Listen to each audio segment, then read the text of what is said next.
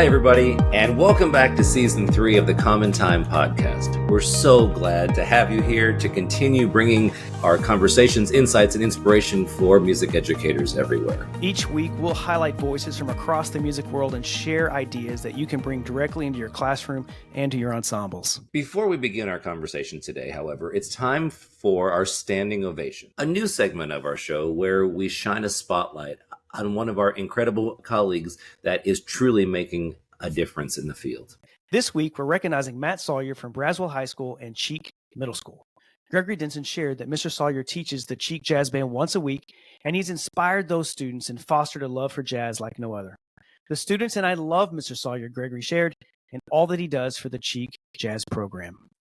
We know that in our profession, it's not often that the teachers get the spotlight, but we think that you deserve one. So to Matt Sawyer and all the hardworking music educators out there, this ovation's for you.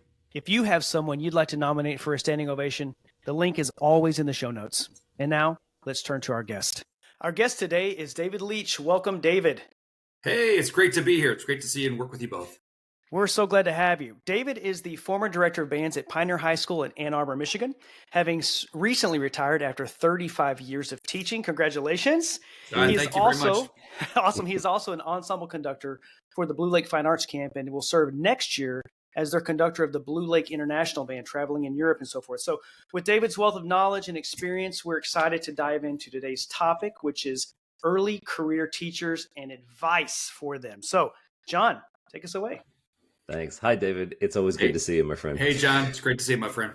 So I'm just going to dive in. So looking back and thinking about your first couple years in the profession, what do you wish that someone had told you at the very beginning that you know now but didn't know then? You know, actually, that's one of my favorite questions because I get that a lot. I think one of the things that I would often advise, and I do advise students today, is that you lead with kindness. I think that's probably the most important thing people need to understand. You get into a situation where you're in front of kids and you're in front of a new ensemble, and they see that right away. They're super smart. So I think that's really important that no matter where you are in the situation you're walking in, that you lead with kindness. It's so often that when young teachers get in there, they want to play their favorite piece of music and they're worried they're not going to get a good first impression. So they're a little on the edgy side. They want to try to catch all that stuff. They're either trying to be too old or too young. And so they tend to struggle with that. The other thing I think I tell a lot of students is be yourself.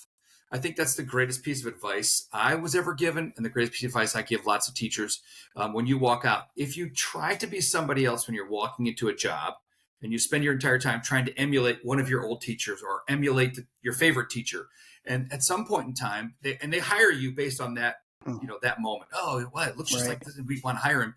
After a point in time, you're going to become yourself, and everybody's going to be disappointed. You are, because you're not yourself. They are, because that's not who they hired, right? And so I find when teachers go out to interview, or new or old, just be yourself.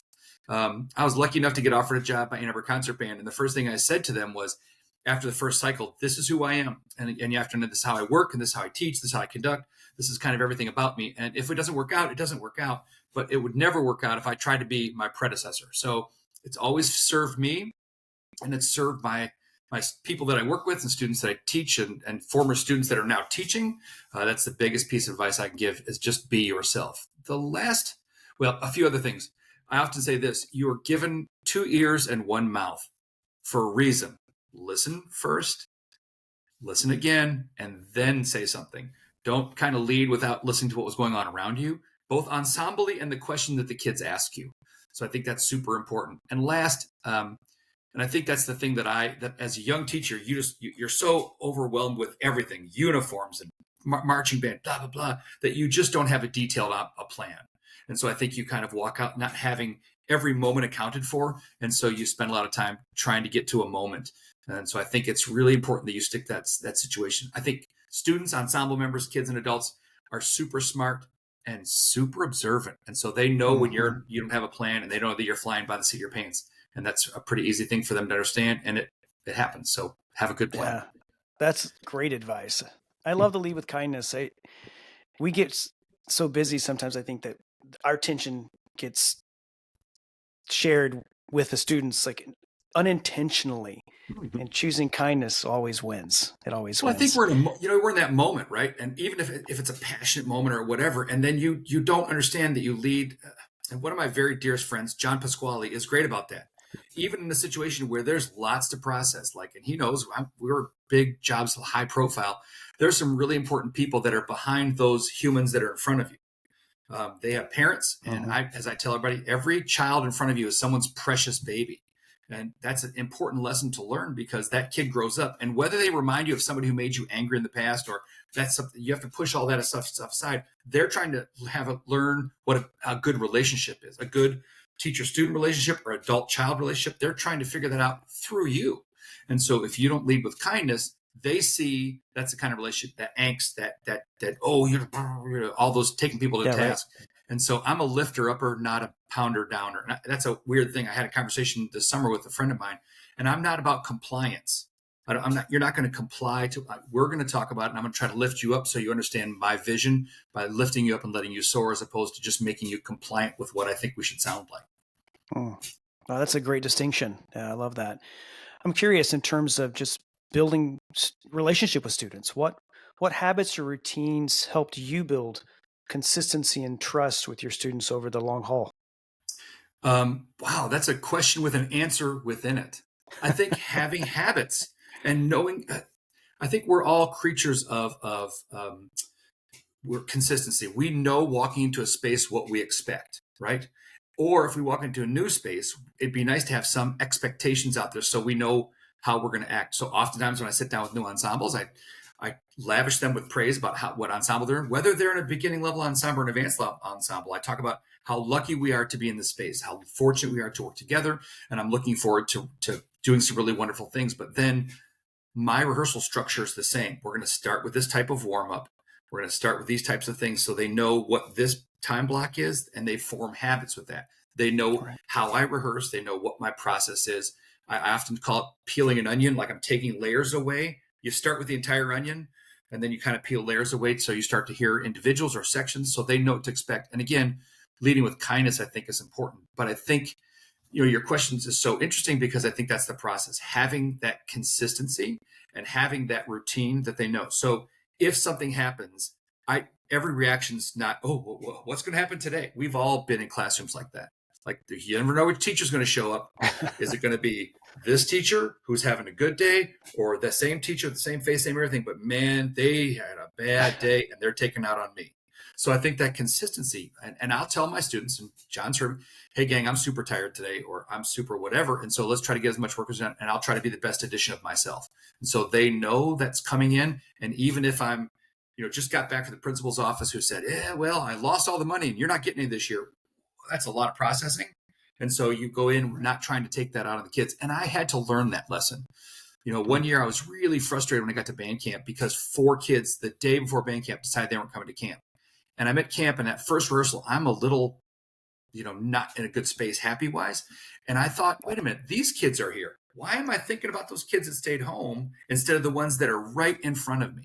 And so it was an epiphanal moment when I figured, work with the kids that are in front of you, enjoy and lavish the kids in front of you with praise instead of focusing on something that's not in front of you. So in my school, where right above the banner door, it says live in the moment. And that's, again, one of the most quintessential things I think I take to my families and kids and bands that I'm working with. I'm not going to be thinking about the future. I'll plan for it. I'm not going to be reminiscing on the past. I'm going to live in the moment that we're in, and we're going to make it the best moment we have. Because if we don't, Shakespeare said it, smell the roses. They all say the same thing, live in that moment and enjoy the moment you're in. And it makes teaching so much more rewarding. I'm not focusing on something, festivals in 6 months. You got to get that 8th note. Hey, let's try to make some artistry. And so I think that's kind of the thing that we talk about. And I think Bob Reynolds said it best. When accuracy overrules artistry, we're in trouble. And so I always try to make sure that wherever we are in the rehearsal structure, wherever my kids, they have that moment to create art and to recognize that they're working hard to do that. So again, I think having a routine and being consistent are the 2 things that I think are great about having routines and being consistent. Perfectly stated. So then I'm going to hop in and just say, now, this has never happened to you or to Dr. Clemmer, but this happens to me a lot. What happens when things don't go according to plan? how do you handle when things, whether it's a rehearsal not like going according to plan, the performance, or a tough conversation even, or just kind of something that just isn't what we all plan for? How do you handle that? Or how do you tell people, especially younger teachers, how to handle that? Again, the first thing I said to you is lead with kindness. Sometimes kindness is a firm conversation about what it's like to be a good human being to another human being. I think we've all gone this when a kid made a bad choice, a really bad choice. So I can talk about things in a situation where kids show up at band camp and they brought the stuff that's not supposed to be there and they did things that weren't wrong. That's a hard conversation, way harder to have with their parents than it is to have with them, but the conversation needs to still take place. So when those things happen, you have to be consistent. You have to follow the rules, do all that kind of stuff, but you don't need to either celebrate that I'm punishing a child or be angry because the kid hurt your feelings. You go with kindness and you say, hey, yeah, this was a really bad choice. And there's some ramifications. And let me explain this to you. I'm not going to hate you. I'm not throwing you out of band. This is not what's happening. We're going to do this together. And it's going to be hard, way harder on you than it's going to be harder on me. And even harder on your mom and dad, who I have to tell you did this. But we're going to do it together. I'm still going to write your college recommendation. I'm still going to be your biggest advocate. I'm going to sit with you in the administration if we have to process something that's that far, right? And I'm going to go and I'm going to be on your side. So I've had students after college or after college, they're adults, and a situation happened to them, and they call me and say, "Can you write me a letter? Can you speak on my behalf? Can you talk about my personality was when I had you?" And that to me means the world. I just had a phone call this summer, and that to me means the world because they know how I see them, they know how we work together, and they want me to help get them back on track. And so we have those conversations, and whether it's a rehearsal, again, John, we've all had those situations where you had the best rehearsal plan in the world. And it rained. And you're like, okay, so we're at band camp and I have only one field. We figure this out. So you pivot, but you pivot with, okay, we have a solution. Or at least you have a plan on how to problem solve. If you just walk into every situation, you don't think those things through in advance. You don't go through scenarios in your head. Then when you walk in there, you just react. And a long time ago, my favorite middle school teacher, Roger Lund, said, a knee-jerk reaction is a jerk reaction. So be careful. Take a moment, take a nice deep breath. Before you react, think about what you're going to say. And remember, every moment with a child ensemble person is a teaching moment. One of my favorite things happened, I was with a band up in Canada. A lot of professionals plays in big orchestras. And so they invited their kids to come watch them rehearse with me. And it was a wonderful rehearsal. And by the way, these guys could play anything. Members of major symphony orchestras and major military, they could play anything. But they were kind of screwing around with the kids were there, like waving and doing all the stuff that was super non-rehearsal oriented. And so we all got done and they all smiled and the kids all left. And I said, so everybody, that was an interesting rehearsal. We've never kind of had that much talk and motion inside. What did you teach them? And I mean, everybody kind of went pale. I said, what you taught them was you can mess around in rehearsal. You can not be focused. You cannot do your task. You can be silly, and that's okay. So now when you go to your rehearsal with those kids, you just told them this is okay. And they're like, oh. So something to process. And you're probably going to have to process it because they were all band directors with other ensembles or other instruments because that's how it happened. It's a festival win. So they teach all day long, and then they come for these two rehearsals. Then they play a concert in front of everybody. And they're like, yeah. And a couple of them, and they're pretty far up in the world of music, said, I screwed that bad. And I said, well, not really, but we had a moment to teach. And you taught them something I'm not sure you really wanted. And so that goes true for us. If I'm solving a problem, I'm teaching a child how I solve a problem. If I'm lashing out or hysterical or, we're never going to, that's what you teach them. And so I think that's an important lesson. Every time we're in front of anybody, we're teaching. Every moment is a teaching moment. That's so true. Yeah. Well, I'm curious, just taking that a little bit further, what's your advice thinking about, we're talking about the new teachers that are trying to earn respect from students and parents and administrators. You're 22, 23 years old, but you don't want to be too strict. You don't want to be too soft. You're trying to find that middle ground of how do you do that at the beginning? Well, it's going to sound like a broken record. I think leading with kindness is a start, and then being authentic. Whatever that means. So again, you go back to being true to yourself and who you are. You're going to grow and you're going to have people have reactions that are not supportive of who you are. You're not the same person. You're not Mr. or Mrs. or whomever was before you. You're not name your predecessor. And to process, we all have to do that. My favorite story. So John knows this. I've told him the story before, but John L. Whitwell was my high school band teacher. And he went to Huron High School and took over after another very famous band director. Now, John L. Whitwell, for those who don't know, was eventually the director of bands at Michigan State University and on the board of directors for the Midwest Clinic. And I was at high school in Ann Arbor with him, and we played the Midwest Clinic. And so that band could play. They were stunning. But he took over after a very popular band director. And the first semester he's at Huron. And this band is, again, Huron High School's played Midwest 5 times.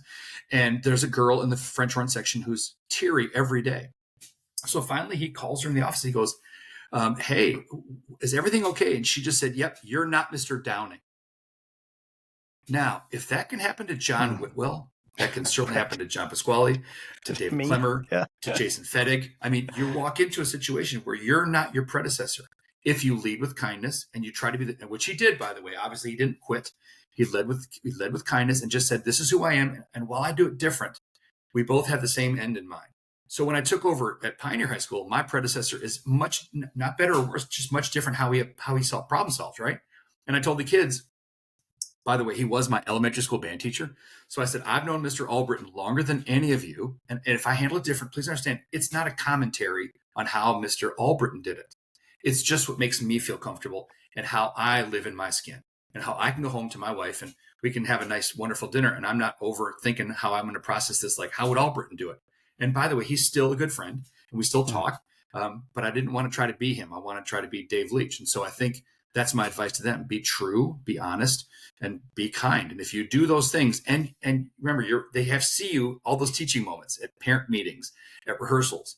My rehearsals were never closed. I'm always shocked. People say, well, I don't want a camera in my rehearsal. I've never not had a camera in my rehearsal. Or John Pasquale at Michigan has stands for people to observe his rehearsal technique.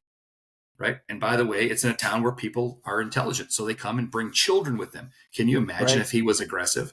I mean, all those people would be like, what? And he's up there swearing at some French horn player who didn't turn the right way. I mean, there are kids in baby seats who they marched the band back when the band was good. That's our standing joke. And by the way, that's the best marching band in the country. But those things happen. And so you just have to understand that you're always teaching. And so if you do that, you're going to be more successful and be true to yourself. I love the concept of authenticity is, I'm reflecting on when I was a young teacher and entering the classroom and trying to know everything, not knowing everything, trying to present myself as though I wasn't being authentic. I was literally trying to be something I wasn't. Had I been more authentic with them, honest with them, I don't know that answer. Mm-hmm. I'm going to get it. I'm going to help us grow together because that's where I am in life. Yep. I probably would have gained a whole level of trust that took me 4 or 5 years later to develop. Had I just been more, as someone like you told me, hey, just be true, just be yourself and be kind. It's now this is common. Street. I mean, I think everyone listening to this has had this experience. Oh, I'm sure, like even my own experience. Like I still have imposter syndrome. I mean, I sit in an office and I look at the portrait of William D. Ravelli every day going, oh, God, I hope I'm not screwing this thing up. Right. And I mean, it seriously took me about a decade to feel comfortable. Like I am not. Imposter syndrome it's real. It's a real thing. I mean, we talked about this over. I don't know that it goes away. Mm-hmm. It's how we process it. You get comfortable with it, in at least my opinion, right? So like when I'm not trying to be Professor Haithcock. I'm not trying to be Professor Reynolds. I'm not trying to be Professor Fettig. I'm me, just like you said, David Leach. But I mean, you just have to be yourself. And finally, the students, I think, react better because, I mean, they can see through it. Right. They can. That's my point, right? Again, we tend to walk in that situation and we don't see students as intelligent human beings. We see them as so-and-so plays the flute. They're just part of my instrument. As artistic conductors, right? The instrument's in front of us. We're trying to get an ensemble. And by the way, that's as true from professionals down to 5th grade band. John knows this, right? Right. You're the artistic director in front of whatever that is, and you're trying to get them to understand your auditory vision of what that selection is all about, right? And you're trying to bring your heart and your soul and your authenticity to it. And so when you go with that thing, not knowing that they're not recognizing them as their from their humanity and who they are, it can go sideways. And so if you recognize them for they are, and don't treat them as they just hold that flute, make music with it, but the person, right, and develop a relationship with them, that's more important. And I think that's at the crux of everything. Our job is to show people how to build healthy relationships. We use music as the tool, but to build healthy relationships. One of the reasons why I have so many friends, and I'm so lucky, and John is another one, and David, I'm sure you're going to be one when we spend time together, that you are an incredible person, and we have to spend time getting to know one another and recognizing each other for who we are. And if you do that, and you appreciate their intelligence, talent, I don't have good looks, but I certainly have some semblance of intelligence, that they appreciate that, and they see you for who you are, and that you just have to be the best edition of yourself. And I think that's important. Maybe the most important piece of lesson I can give it. Yeah. You just have to be the best edition of yourself. And so if you're screaming at some kid for an eighth note, is that the best edition? And what's that kid learning? I mean, they're just learning to fear you, right? And that's not a healthy place for them to feel safe, and they have to feel safe. And again, everybody says these kids are all different because they have phones. Man, I can tell you, I taught in the early 90s. Those kids didn't have phones, but man, they had lots of things we had to process, and they're just good kids at heart. And so It's just kind of a thing to process. Mm-hmm. So I'm going to change tracks just a bit. Let's talk about mentorship, and how important do you think mentorship is for young directors? And what should they be specifically looking for in a mentor? And then and then also just to follow up with that, as an experienced teacher, how can one be a really excellent and productive mentor? Well, first thing, it's the most important part of a young teacher's career to find somebody in their area. And we get trapped, it's got to be in our district, because the districts now nationwide set up a mentorship within the structure of a district, right? That's designed to help them understand paperwork, get to class on time, class schedules, the stuff that's just the administrative duties of being a teacher, a young teacher. That's different than an artistic mentor. So what I've often encouraged young teachers to do, and some have sought me out, and some have asked questions about, I'm in this area, and how do I find somebody who's successful, and whatever that means to you, right? That doesn't mean getting all ones, but they have a lot of kids who go play college. However you as a young teacher view that as successful, watch them, introduce yourself, and then start to establish a relationship with them and ask them questions. If it turns into a mentor-mentee relationship, which you can only hope it does, then you have the ability to be authentic with them and honest. Because that relationship, do you guys know who Carl Rogers is? Carl Rogers Therapy. So Carl Rogers is an early therapist for psychotherapy. So what he talks about is client-centered. And this is one of the greatest things I did when I got my master's degree. I spent everything outside of music in Rogerian therapy, which was lovely for me because kids were asking questions I couldn't answer. Like I didn't know how to help them. And so I sought out that as part of when I got my graduate degree. And reading Carl Rogers, and actually you can watch him work with clients, reading him as opposed to a Freudian. So Sigmund Freud would tell you the answer. This is what you need to do. But Carl Rogers would listen to the client, and the client who had the answers, because we're all good people at heart mostly, that you would walk with him through a journey of discovery, knowing the right thing to do. And I think that was, again, pivotal in my young teaching career. Again, being at band camp, being angry at a kid, going back and reading Carl Rogers, going, why am I frustrated with these people in front of me? And having a mentor like the folks, or Bill Gorley was a really good mentor for me. There's so many. John was a stunning mentor. John Pasquale was a great mentor. Michael Haythcock was a great mentor. H. Robert Reynolds, I totally understand. I live in utopia, because the people that I'm mentioning are the best in the business, but I sought them out to ask questions. And some of the questions that we're answering here, and they gave me the advice of, if artistically was Bob Reynolds, and listening, I sought him out for all kinds of questions. And I never stopped doing that. I mean, I never stopped seeking out mentors and inviting them into my world, having them watch me teach, and then watching them teach was incredibly important. When I was young, when I got older, Alfred Reed was an incredible mentor to me. And I got lots of warnings. Oh, he's really, and he could be. I mean, we've heard that about people that are of that era that were a little more Stokowski-ish, and apparently he was not with me. He was the kindest, most loving person. And when we had him at our state conference, we played his music. At the end, he said, "No one's ever treated me this nice." John knows this story. Like we went out to dinner with the band, bought him in a super restaurant. David, this is a super fancy restaurant in Ann Arbor. And we had the band do it, and we had everybody do it. And it was his birthday, so we sang happy birthday to him. And the entire restaurant sang happy birthday to Alfred Reed. And he was like, "I've never made treat this well before." And I'm like, "You're Alfred Reed." Oh, excuse me? So he actually invited the band to Austria. We played at the Mid-Europe Clinics in Austria, the first time I've been to Schladming, Austria. And it changed my life forever because he said to me, "Hey, David, the reason your band's good is because it all boils down to who's in charge. And you're in charge, and in the best possible way." And I'm like, ding. So if I'm responsible for being a good person, being a good leader, setting a good example, everybody will do that thing with you, and they'll have that stuff, and they'll have those expectations about how you work together. And it made, some of the students out of that ensemble are still some of my very good friends to this day of those years. They were kids. So, and the percussionist who was there, Matt Kazmersky, is still one of my very dearest friends. And he was playing percussion with that band on Alfred Reed's Concertino from Urban Winds. And it was life-changing. Yeah. So then on the other side of that, though, story. as a teacher who's experienced, who is going to take on a mentor, do you have any advice for them? You have 2 ears and 1 mouth.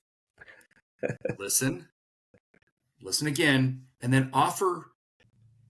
I guess what I tend to do is I give them situations of where I had something similar. I don't give them the answer. So there's so many examples I could tell you. So this summer at Blue Lake, we're talking about some mentorship stuff, and teachers were like, "Oh, we have to bring somebody in and play the part for this kid." And people started to get really anxious. They call it gaslighting, right? And that's a new term to me. I didn't understand it. And so I pulled that teacher aside and said, "Hey, listen, our job as educators, and you're teaching at the highest level, is not to give them the answer. It's to provide them with tools of which they can find the answer and help them in the future. So don't just feed them the answer. Walk them through the process of solving the problem." So if they can't play all their parts, right? We had a kid in my wind ensemble, couldn't play all the notes. And this was the 5th or 6th day, and he's teary-eyed, and I'm like, "Look, I believe in you. Everything's going to be fine." Talk to the teacher, like, "We have to have someone professional come sit next to him." I'm like, no. Let's talk about how to problem solve. Let's teach that kid the tools to survive the next time this happens. So afterwards, he wrote me this lovely note about the fact that he's been given that a lot of thought. Instead of solving the problem, giving the kids a way to self-soothe, to self-relax, to diet the part, all these tools to get them to be successful. And I think that's what we as mentors need to do.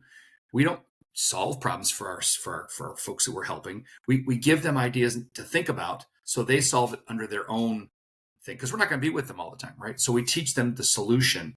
What is it? The Bible says, "Give a man a fish, you feed him for a day." Teach someone to fish, you teach them to feed themselves for the rest of their life. So if we teach them how to problem solve, right? We teach them those things, that they're not coming back to us the next day and say, "Okay, so this kid now did this. How do I solve it?"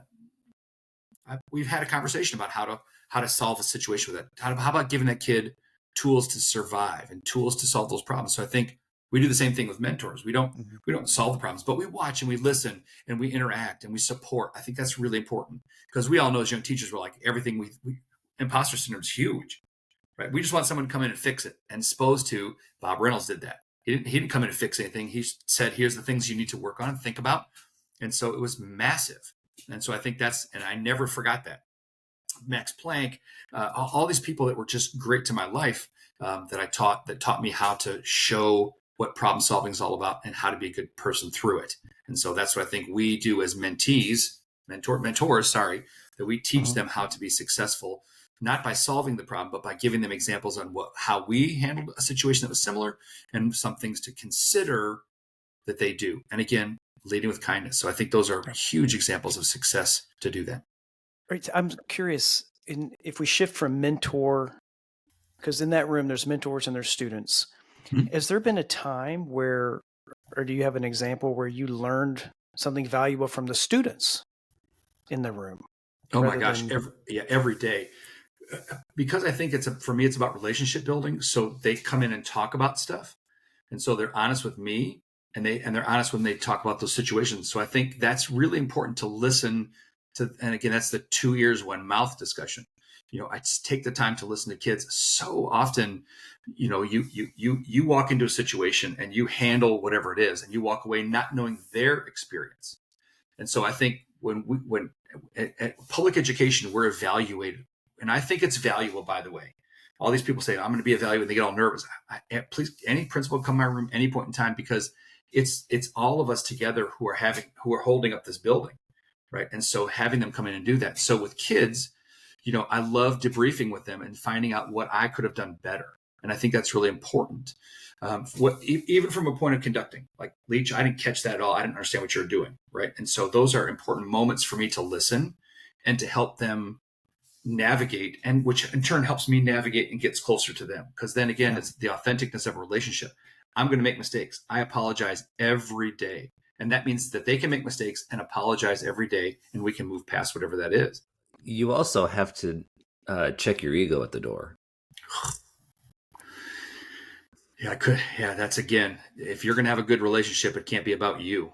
I mean, it has to be about them, right? And they need to feel it's about you. So, John, that's the biggest and most important part of a young teacher. It's not about you. You're not teaching Holst First Suite. I'd love to say that we're going to teach Holst First Suite. You introduce them to Holst First Suite, but together you find out how you make the artistry of it, right? And you show them how you should learn, how you cooperatively learn, how you do all those things in that space. They're looking to you to how to be a good human being. You're just using music to show your humanity, and they're doing the same thing. That's how things get cleaner, better. They say, I didn't play that right. Well, if kids, it's about your ego. They're like, well, you didn't tell me to fix it, right? But it's supposed to, I should, Miss Leach, I'll be better. I should have played that phrase differently, right? And so that's the relationship that you have. That's, again, authentic and lead with kindness. And so I think John, you couldn't have said any better. Yeah, check that ego. So changing gears just a bit, back to early career teachers. I remember when I was there. Now feels like forever ago. I'm starting my 25th year to teach this year. My word, right? But I remember feeling the pressure of having to do it all, right? Mm-hmm. You have to teach the students. You have to make them feel safe. You think about all the things that all of us have been talking about for the last half an hour, but exponentially more, right? How do you teach early teachers to prioritize what really matters? Because it feels like everything does. Yeah. But in actuality, yeah, for sure. I think the best piece of advice is, you have to be able to live a life. And that's the thing that all of us young teachers, particularly me, become obsessive with that space, right? They want to do everything. They're making the cassette tapes. They're copying all the music. They're doing all that stuff. And John Whitwell, going back to name dropping, when he got to Huron High School, the kids ran the instrument store stuff, and the kids ran the uniform pass out, not parents, kids. And he walked in that space, and one of the head folks for uniform said, "Mr. What are you doing here? This is our job. You go do music and art. We've got this taken care of."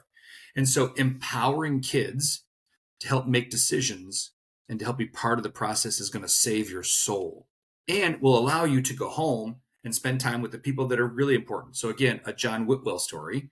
He said to me early in my career, he said, "So Dave, you need to understand that it's not about your students, and you need to get that. When you get old and go to the old band director's retirement home, and you're sitting across your colleague who doesn't recognize you and you don't recognize them, because that's where we are, it's your own children who are going to come in and take care of you, not your students. Set your priorities. So friends and family and loved ones are the priority. Do your job to the best of your ability. But at the end of the day, make sure you're taking care of the things that really matter: your health, your happiness, your health, and your happiness, mental and physical. I mean, that's number one. And so I think that's really important. If you try to do everything, you're always going to fail. But if you try to incrementally take care of things that are in front of you, when I talk about students with ADHD, they spread their homework out, get overwhelmed and shut down, as opposed to stacking their homework and doing this piece and then flipping it over and doing that piece and flipping it over and doing that piece. As young band directors, we walk in and we have that moment, oh my God, I have all this to process. Stack it this way, do one at a time, set a time limit, and then be able to go home and do that. You're going to be happier if you have a budgeted amount of time. When we're young, I know you two have done it. You're 10 o'clock at night, you're still in the band room, right? Taking care of business because something's going to happen the next day. As we get older, we get much better and much more efficient and much better at delegating. But I'm not exaggerating in any way, shape, or form. We can talk about travel. I had a travel committee. I didn't choose location. I sat down with kids and said, "Hey, where do you want to go? What do you want to do?" It morphed into a lot of the similar things because they remember hearing their friends do this stuff, play Carnegie Hall or go to Italy, Croatia. So those are things that are important, but I didn't choose it because it's not my tour. It's theirs. I had a committee the last 10 years of my stuff that we would talk about music. I learned some great music from kids. Libertadores by Oscar Navarro. One of my kids came to me, ran to me. It wasn't even my kid. It was an orchestra kid at Pioneer. He goes, "Mr. Leach, this piece has Leach all over it." So I went and listened to it. Oh, it does. It's so well written and so cool and so unique and so different. And so kids got to know me and I got to know them. And so the process is I continued to delegate more. And again, I'm not trying to shirk my responsibility. "Hey, kid, do this." But I had kids help with attendance. I made sure it was there and I logged in, but I had a kid and we would together greet every kid who comes to the classroom. So I got to know names and they knew that was it. So by the middle of the semester, when I knew everybody, that kid was doing attendance and I was greeting kids they were coming to ask me questions. I was available. And so I think for me to try to delegate big chunks of stuff, have a parent organization that handles the yearbook, they handle all this kind of stuff that you're not trying to do everything. And that's hard because you want to be successful. So who's better equipped to making you successful other than you? But they want you successful too. So let them be part of your journey. And you will make friends for a lifetime. I can tell you, I have parents from both. I taught at Ypsilanti for 15 years. I taught at Ann Arbor Pioneer High School for 22 years. Some of those folks that travel together or work together in the band association are still the very best of friends. So you've helped them develop relationships. And I have students, the current director of bands at Pioneer High School, Elliot Pollitt, married his high school person when he was drum major with me and she was flag captain. They're now married. He's now the director of bands at Pioneer because they were empowered to make decisions. They made a great decision because they took care of one another. But I mean, both of them knew that they were responsible for things that I wasn't. I'm not going to write flag drill. Holy mackerel. I can't. That's what, so. And, again, I had my wife part of it. We all do. My wife was my flag coordinator for years. So they got a chance to meet her and know who I was. Yeah, that's great. We could keep going. I think we could probably talk hours about advice, and you've given so much thus far. If we could think about the first 5 years of a teacher, like the first 5 years, what's a single piece of advice or something compact that you could offer? Like here's my best. If I've got 2 minutes to tell you something, what would you say to someone that's in there what they're going to deal with for 5 years? Did you say 2 hours or 2 minutes? I have 2 minutes. I'd rather have 2 hours. I know. Live in the moment. Lead with kindness. Right? Those are things that I think are the most important part of that. You have to show your humanity, right? You have to show who you are as a human being. And that's important. We're not there I know it feels like that when you're young. You're there to be a band director. You're there to teach band. That's a failure. You're there to show them how to develop a healthy relationship between a student and a teacher. At the next level, it's much different, way different. I mean, we have to come in, we have a job to do. In marching band, we have all the stuff that's compacted. It's way more complicated. And yet the good ones still build wonderful relationships because that's what they're showing. And they're showing it by example. Here's how okay, John, I'm going to call you out for a second. So we talked about this year not having a 1 week show in his program, but he's still going to try to plan one so they know how to do it in the future. That's great teaching. You're thinking about stuff to help them successful in the future. Pioneer High School did not do drum corps. We did not do the whole competitive marching band stuff. We actually did the old lockstep 90-90, and we still to this day on a park and play show, those are still things we do. We have a flow in the pregame. We do one show every year where they flow. They have to do the whole glide stepping set to set. I teach them that because I want them to be successful at the next level, but that's not our forte. Our forte is concert music. We've had many people come in. And so I think being that person that takes care of the people in front of them, that's first and foremost. So again, live in the moment, lead with kindness, please have a plan. That's going to be something you have to process. I think are huge to you being successful, and be yourself. right? That's just so important. You're not there to teach music, as I said. You're there to show them what it's like to be a good human being. Your bands will be good if that's choirs or orchestras. They'll all be good if that's the kind of person you have. And I know lots that are successful in all those genres, and they're authentic people. And in almost 90% of the time, they lead with kindness. And if they don't lead with kindness, they get kind of snuck in there somewhere. And then eventually that just takes over because kids see that and they go, oh, can't you be like that more often? You're like, oh, I suppose I can. Right. And that changes them. It changes all of us. Right. That's fantastic. So, I so very much appreciate all of this, and I think we can keep going for hours. But now is the time of the conversation where we ask all of our guests 3 standing questions, and I'll take the first one. Do you have a soapbox topic? I know you well, so just pick one. A soapbox topic that you want to share with us without any bad words. Yeah. Again, I think it's the same thing that I'm sounding like a broken record, and I apologize. I think it's live in the moment and lead with kindness. The things when I see that go wrong, and I've seen that go wrong in lots of spaces of my career, right? When when directors aren't that, and I've watched it in the highest level. Some kid on stage at a major performance crying because at the rehearsal, the last dress, something didn't go well, and that dressed that kid down. Right there. And they're going on, we're not going to mention spaces, right? But they're going on to maybe the most important performance of their school's history. And something didn't go right at that dress. And that kid got dressed down in front of their friends before they walked on this. So what's that kid remember? Do they remember playing at this huge event? Do they remember that?